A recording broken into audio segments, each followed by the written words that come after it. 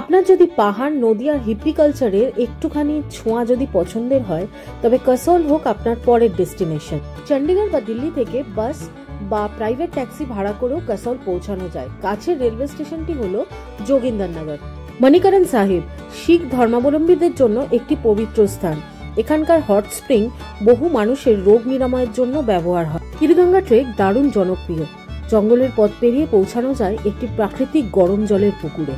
এখানে রয়েছে মালানা, তোষ আর পুলগার মতো কিছু ছোট ছোট গ্রাম, যেগুলো পর্যটকদের মন কাড়ে।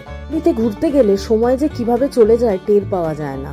জলের মধ্যে দিয়ে বয়ে যাওয়া পার্বতী নদীর ধারে বসে থাকা, হাঁটাহাঁটি বা ধ্যান, প্রকৃতির নিস্তব্ধতা এখানে অনুভব করা যায়। কাসল মার্কেটে হস্তশিল্প, রঙিন গয়না, কাপড় এবং ইসরায়েলি খাবার পাওয়া যায়। হিপি সংস্কৃতির একটা সুন্দর ছাপ এখানকার প্রতিটি দোকান। হিমাচলে কুল্লু জেলার এই কাসল উপত্যকা সত্যি পর্যটকদের কাছে প্রচন্ডভাবে আকর্ষণীয়।